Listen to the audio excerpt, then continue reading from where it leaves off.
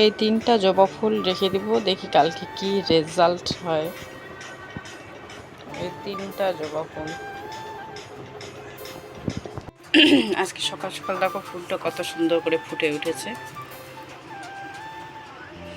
খুব সুন্দর লাগছে ফুলটা দেখতে আজকে। কালকে সন্ধ্যাবেলা 3টা ফুল রেখে দিয়েছিলাম ঘরে ঘরে কাপে রেখে দিয়েছিলাম, যেই কাপে মেয়ে আমার দুধ খায়। তো যাই হোক, ঘরে যেহেতু আমি রেখে দিয়েছিলাম 3টা ফুল ফুটে যেন বড় হয়ে গেছে। সকালবেলা দেখে এত মজা লাগলো কি আর বলা যায়।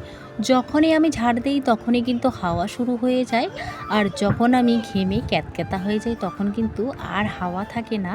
এখন আমার কাজের সময় হাওয়া থাকে। তো যাই হোক, এদিকে ভিডিও করতে করতে আমার মেয়ে কিন্তু মোবাইলটা নিয়ে নাড়াচাড়া করছে আর কিন্তু জবা ফুলটা দেখাচ্ছিল। আমি যে সকাল সকাল দেখিয়ে নিলাম জবা ফুলটা, তার জন্য ও কিন্তু তোমাদের সঙ্গে শেয়ার করতে চাচ্ছিল। সকাল সকাল তো রান্না করলাম ডাল, আলু ভাজা, শুটকি মাছ দিয়ে। তো তোমাদের সঙ্গে শেয়ার আর করিনি, কারণ আমার গ্যাসের ওভেন যেহেতু খারাপ হয়ে গেছে, তার জন্য তোমাদের সঙ্গে শেয়ার করিনি। আজকেই কিন্তু নিয়ে আসবে রাত্রেবেলা বড়মশাইকে আনতে বলেছি। বড়মশাই যেহেতু আমার কাজে চলে গেল, আমার কাজে তো আমার ব্যস্ত হতেই হবে, তাই না? সকাল সকাল এত হাওয়া চালিয়েছে কি আর বলা যায়। হাওয়ার অবস্থা দেখে তো মনে হচ্ছিল যে একটু পরে হয়তো বৃষ্টি শুরু হয়ে যাবে। তো যাই হোক, যেমন কথা তেমন কাজ, বৃষ্টিও কিন্তু কিছুক্ষণ পরে শুরু হয়ে গেল। আমি কিন্তু আজকে এক গাদা কাপড় বের করেছি। জানি না কালকে এত এত রৌদ্র দিয়েছিল, কালকে আমি জামা কাপড় কিছুই বের করিনি, মানে বের করতেই ভুলে গেছি। আজকে দেখো, আজকে এক গাদা কাপড়ও বের করেছি। তো যাই হোক, ধুতে তো হবেই, বরমশাই যেহেতু রেখে গিয়েছেন। হাওয়াতে যদি শুকিয়ে যায় তাহলেও কিন্তু হবে, না শুকাইলে পরে ফ্যানের হাওয়াতে দিতে হবে। আর সারাদিন সারা রাত তো ফ্যানের হাওয়াই খেতে হয়, কারণ এত এত গরম চালিয়েছে, ফ্যানের হাওয়া তো খেতেই হবে। তো যাই হোক, সকাল সকাল আমার কাজগুলো আমি করে নিই। এদিকে ধোয়াধুয়ির কাজ, একটু পরে টাউনে যেতে হবে। টাউনে গিয়ে ভাবছিলাম যে কোনো কিছু একটা করব, কিন্তু আমার হয়ে আর উঠলো না। কপালে হয়তো আজকে কিছুই ছিল না। তো মেয়ের জন্য একটা রূপোর মালা নিয়ে এসেছি। যেহেতু মাথাটাও করেছে ন্যাড়া, তার মধ্যে যদি গোলাটা খালি খালি থাকে একদমই কিন্তু ভালো লাগবে না। আগে যেগুলা ছিল 2 বছর আগে, যেটা মানে মেয়ের আমার যখন বার্থডে হয়েছিল, তখন কিন্তু একটা মালা, মানে 2টা মালা ছিল। একটা আমার দিদা দিয়েছিলেন আর একটা আমার মা দিয়েছে। ওই মালাটা কিন্তু ছিঁড়ে গেছে। যেহেতু মালাটা একটু চিকন চাকান ছিল, তার জন্য কিন্তু ছিঁড়ে গেছে। আর অনেক কয়েকদিন ধরে কিন্তু পরেই ছিল মালাটা, তার জন্য কিন্তু মালাটার ছিঁড়ে গেছে। ছিঁড়ে যায়, বারবার জয়েন লাগাই। ওরকম করলে তো হয় না, কারণ কোন সময় হারিয়ে যাবে সেটাও বলাই মুশকিল। আর মেয়ে ছোট বাচ্চা, বলতেও পারবে না। তার জন্য পুরনো মালাটা বদলিয়ে কিন্তু একটা আবার নিয়ে এসেছি ছোট মালা। মানে মালাটা আর কি অনেকটাই কম আছে, 10 গ্রামের অনেকটাই কম আছে, মানে চিকন চাকান করে নিয়ে এসেছি আর কি। গলাটা যেহেতু খুবই খারাপ দেখা যায়, তার জন্য নিয়ে এসেছি। মানুষ তো বলে, মানুষের মুখ আছে, মানুষ বলে বলে যে মেয়েটাকে একটা মালাই কিনে দিতে পারো না, এত এত তো কাজ করে বর মশাই তোমার, মেয়েটাকে একটা মালাই এনে দিতে পারো না। আমার বাচ্চার তো অনেকগুলো মালা আছে। তো যাই হোক, কাদের মালা আছে না আছে সেটা তো আমার দেখে লাভ নেই।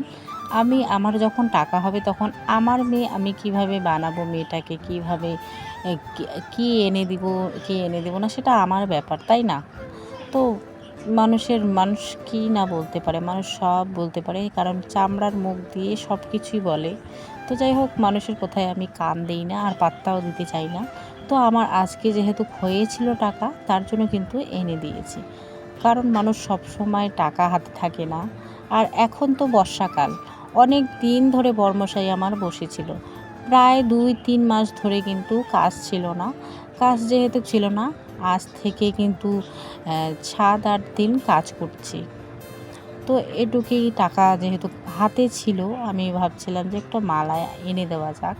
কয়েকদিন ধরেই আর কি কাজ করছি। তো যাই হোক, এদিকে বাসনটাও মেজে নিলাম। আমার কিন্তু এক গাদা থাল বাসন মাজা হয়ে গেছে। কলের পাটটা খোসার পরে এখন কত সুন্দর লাগে দেখতে। অনেকটাই কিন্তু সুন্দর লাগে দেখতে। তার মধ্যে এদিকে রৌদ্র কিন্তু নেই। ওই নেই রৌদ্র কী করা যায় আর, এগুলাতেই শুকাইতে দিতে হবে। আমার তো আর এক্সট্রা জায়গা নেই যে শুকোতে দিতে হবে। ঘরে জায়গা যেটুকুই রয়েছে ওটুকুতেই শুকোতে দেই। আর শাশুড়ি মা এদিকে তো হাঁটা চলা করছে, কী আর করা যায়। সকালবেলা তো আমি যেটুকুই রান্না করেছি ওটুকুই কিন্তু সবাই খেয়েছি, খেয়ে নেওয়া হয়ে গেছে আমাদের। তো আজকে আমি সিম্পলভাবে রান্না করেছি, ডাল আলু ভাজা এরকমই আর কি, শুটকি মাছ টাছ এগুলোই রান্না করা হয়েছে। তো সন্ধ্যাবেলা যেটাই রান্না করা হবে ওটাই তোমাদের সঙ্গে শেয়ার করতেও পারি বা না করতেও পারি, কারণ মন মানসিকতা একদমই ভালো নেই। যেহেতু বাড়ির পাশে যেহেতু খুবই খারাপ অবস্থা, তার মধ্যে একটা মেসো শ্বশুর মারা গেছেন, এখন তারও শ্রাদ্ধ অনুষ্ঠান হয়নি। তো তার জন্য আর কি কিছুই শেয়ার করতে ইচ্ছে করে না, তবু যেটুকু পারি আর কি ওটুকুই শেয়ার করতে চেষ্টা করি তোমাদের সামনে। কারণ ভিডিও যেহেতু করা আমি শুরু করেছি, তাহলে কেন আবার চুপ করে বসে থাকি, যেটুকুই পারি ওটুকুই শেয়ার করি তোমাদের সঙ্গে। শরীরটা আমার কিন্তু ভেজা অবস্থায় আছে। এই সাইডে যেহেতু খুবই গরম চালিয়েছে, তার জন্য আমি নিয়ে নিয়েছি পান্তা ভাত আর নকাল শুকনা মাছের ভাজা, তারপর শুকান লঙ্কা। তো এগুলো ভেজে এখন কিন্তু খাচ্ছি, আর সর্ষের তেল পেঁয়াজ সব কিছু কিন্তু এখানে অ্যাড করে খাচ্ছি। এত টেস্ট কী আর বলা যায়। স্নানটা সেরে কিন্তু আবারও ঘরের কাজে লেগে পড়লাম। তারপরে পান্তা ভাত যেহেতু কালকের ছিল রাতে, এটা কিন্তু দুপুরবেলা খেয়ে নিলাম। কারণ কেনা চালের ভাত তোমরা তো জানোই, নষ্ট হয় না ভাতটা। সকালবেলা ঠান্ডা জল দিয়ে রেখে দিয়েছিলাম, বিকেলবেলা খাবো বলে। তো যাই হোক, কারেন্টটাও চলে গেল ভিডিও করতে করতে, তার জন্য মোবাইলটা আর বন্ধ করে দিলাম। ঘরের কাজ তোমাদের সঙ্গে শেয়ারই করলাম না। এদিকে আমার বরমশাই তো নতুন লোহা লঙ্কা যা আছে ওভেনের ওগুলো নিয়ে এসেছে। তোমাদেরকে যে বললামই যে নিয়ে আসবে